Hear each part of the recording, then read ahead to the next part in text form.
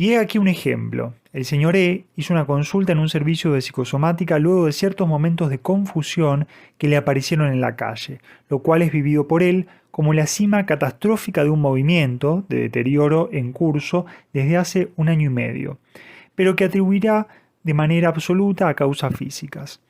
Se trata de sus asuntos profesionales, de sus relaciones con amigos o de su familia. Hay para él un antes y un después.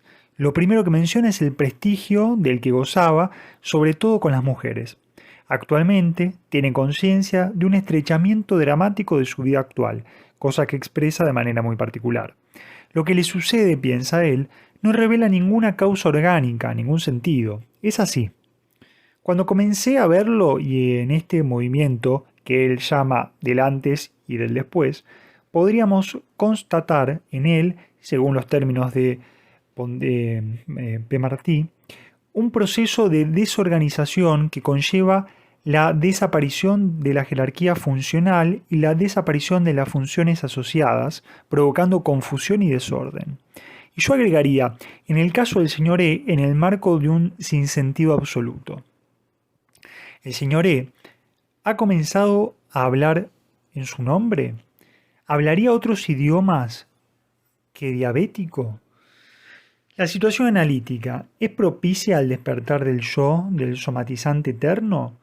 ¿Puede ofrecer un marco apto para colmar la brecha entre psique y soma? Las respuestas posibles a estas preguntas sobrepasan los objetivos de este artículo. Pero, a la vez, la cuestión de la somatización como respuesta al conflicto psíquico y al dolor mental es un desafío monumental al pensamiento analítico. Visto su surgimiento, ineluctable, en el curso de todo análisis, el analizante, dominado por reacciones psicosomáticas o no, el psicoanalista casi no puede evitar hacerse estas preguntas. Pero dirigiendo su atención a las somatizantes graves, encontrará las cadenas que vuelven al yo incapaz de elaborar su teatro interno, a tal punto de ni siquiera sospechar su existencia. Liberar a un prisionero, como este, demanda al análisis un interés y un contacto particulares. Demanda tal vez esa capacidad creativa para el juego de la que habla Winnicott. Este autor sostiene que el trabajo analítico evoluciona en el cruce de dos áreas de juego, la del analista y la del analizante. Si el terapeuta no es capaz de jugar, no será apto para emprender este trabajo. Si el paciente no sabe jugar, tendrá que ser ayudado a volverse capaz de hacerlo para que un proceso psicoterapéutico pueda tener lugar. Podemos adelantar que pacientes descriptos como alexitímico, como personalidades psicosomáticas, lo cual nos conduce a la incapacidad para expresar el afecto o de investir libidinalmente a los otros identificándose con ellos o de reflexionar sobre las causas internas de angustia, la cual evidentemente no está reservada exclusivamente a los pacientes psicosomáticos. Han perdido la capacidad de jugar en el sentido winnicottiano. En la situación analítica, este funcionamiento psíquico se revela en la imposibilidad de utilizar el imaginario e incluso de soñar. El acceso a las capas subterráneas de la estructura del sujeto frente a una ausencia semejante es, sin embargo, posible. De este momento, el vacío comienza a poblarse, si bien a menudo acompañado por temáticas y angustias de matices psicóticos. Mientras que el psicótico se arroja al delirio para volver tolerable lo que no lo es, el sujeto psicosomático se arroja en lo real. Incluso la actividad de fantasmatización está marcada por esto. El fragmento que sigue demuestra mejor que una teorización está impregnación de lo real corporal en la vida imaginaria. Se trata de un hombre de unos 30 años, enviado al analista por un colega dermatólogo. Se quejaba de una serie de problemas dermatológicos, en primer lugar de eczema. Como antecedentes menciona un asma infantil que lo dejó durante largo tiempo, así como una rinitis espasmódica. Frente a las dificultades en sus procesos asociativos, el analista lo invitó muchas veces a imaginar una historia. Entre otras, el paciente inventaba historias de monstruos y pedazos de cuerpo arrancados como una lengua o una nariz. Un día estaba hablando de una lengua enorme de 10 metros que avanzaba reptando, repulsiva, sucia, una boca pequeña que no sirve para nada atrás, dientes que no sirven para nada tampoco, ya que la digestión se hace en la superficie y nada se puede hacer contra esta lengua.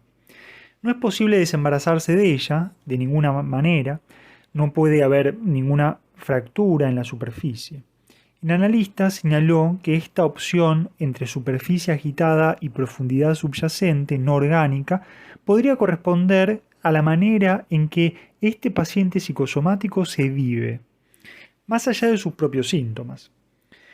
Se reveló, por otra parte, que la imagen materna correspondía punto por punto a la madre cuya palabra está impregnada de mensajes del orden del Doppelbind, una lengua imposible de atacar. Algunas semanas más tarde, el paciente trae una escultura, un monstruo prehistórico de 3 partes, cabeza, cuerpo, cola. La cabeza, que reposaba sobre múltiples pies, tenía 2 grandes ojos, una gran boca abierta de la cual salía una mano y 2 narinas de las que pendían de un lado una garra y del otro un ojo. La cola estaba compuesta por una lámina cortante, un tirabuzón, etc.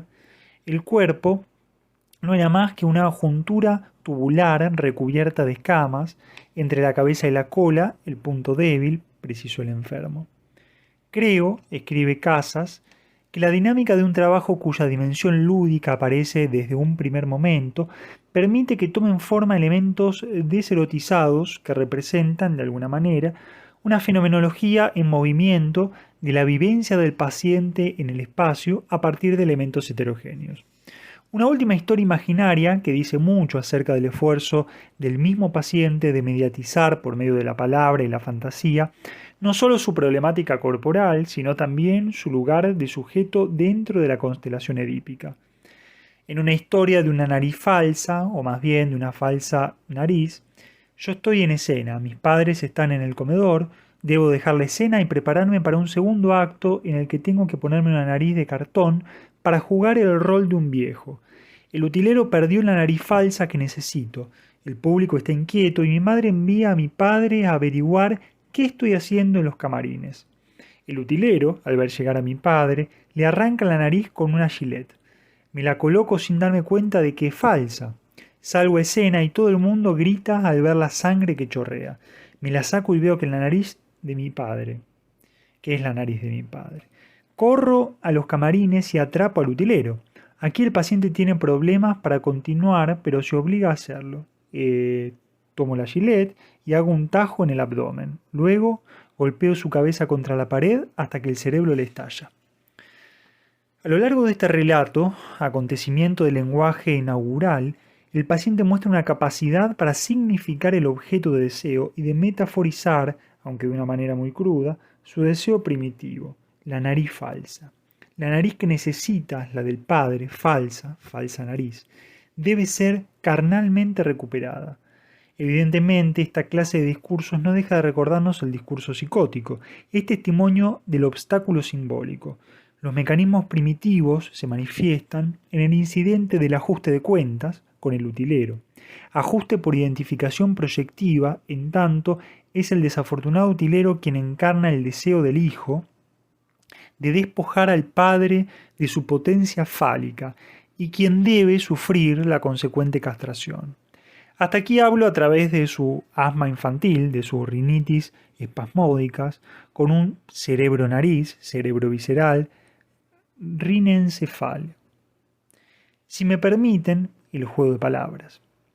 Podemos adelantar a título de hipótesis que la problemática edípica y la angustia de castración movilizaron en este paciente reacciones contra las castraciones arcaicas sufridas en la primera infancia y revelaron la imagen de una madre que por razones desconocidas no pudo responder a las primeras comunicaciones de su bebé, sin exceso de violencia, de manera tal que la introyección del pecho madre, introyección esencial para que exista vida fantasmática, no tuvo lugar. Como consecuencia de ello, la actividad libidinal fue excluida de la cadena simbólica. No queda más que el asma y la rinitis. Podemos pensar también que la experiencia de la relación analítica ofrecerá un escenario para desplegar los personajes y dramas pulsionales hasta ahora indecibles.